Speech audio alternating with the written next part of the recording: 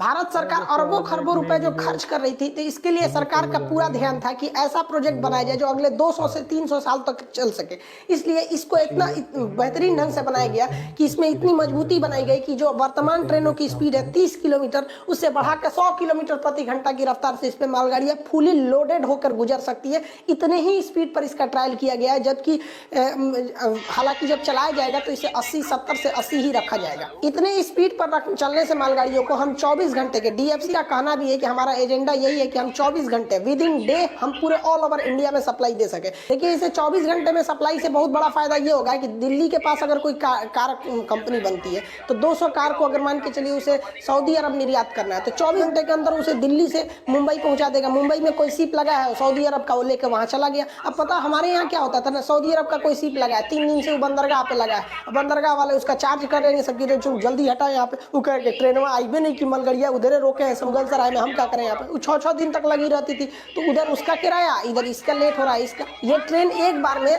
13,000 ton सामान को ले जा सकती है, जबकि एक ट्रक जो होता है वो 10 टन को ले जाता है। यानी ये सड़कों पे से समझ जाइए कि 1300 ट्रक का बोझ हटा देगा। अब आप कहेंगे कि ट्रक वाले बेरोजगार होंगे, ऐसा नहीं बेरोजगार होंगे भैया, ये तो केवल मेन रूट पे चलेंगे, फिर इसको उतार के ले आने के लिए ट्रक की तो जरूरत पड़ेगी ही पड़ेगी वहाँ पर। और इनके बीच का खासा ध्यान रखा गया है कि जो इंडियन रेलवे को जिस तरह से कंस्ट्रक्ट किया गया था, तो एक रेल लाइन दूसरे लाइन की काफ़ी करीब थी, जबकि इसको ध्यान रख के इसमें काफ़ी ज़्यादा दूरी बनाई गई है। क्योंकि देखिए, दोनों के बीच की जो दूरी है इंडियन रेलवे की और डीएफसी की, दोनों सेम ही है, लेकिन जो चौड़ाई है डिब्बों की वो बहुत ही ज़्यादा है।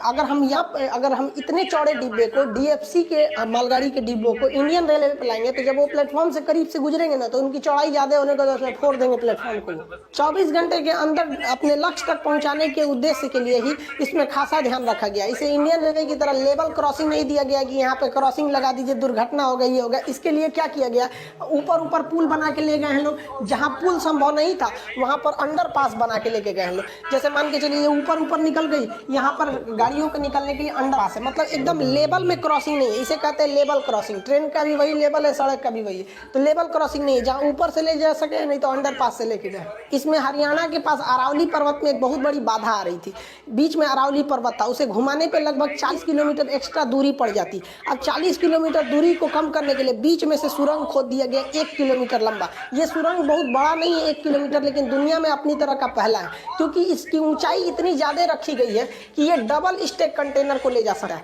लेकिन डबल स्टैक कंटेनर ले जाना बहुत बहादुरी नहीं थी भैया। डबल स्टैक के अलावा ये इलेक्ट्रिक डबल स्टैक को ले जा सकता है, क्योंकि डबल स्टैक कंटेनर के ऊपर अभी 2 फीट ऊपर उसका वायर रहता है। तो ये दुनिया का पहला ऐसा टनल है जिसमें इलेक्ट्रिक डबल स्टैक कंटेनर ले जा सकते हैं, वो इससे भी ऊंचा होता है। ये हरियाणा के पास सोहना में इसे बनाया गया है। अब आप यहाँ देखिए, यहाँ एक जेसीबी खड़ी है, आप देखेंगे जेसीबी अपने बहुत ज़्यादा हाइट पर होती है, उस जेसीबी से 3 गुना हाइट अभी और है इस टनल के अंदर। ये वेस्टर्न डेडिकेटेड कॉरिडोर पे यानी WDFC के मार्ग पर ये पड़ा है।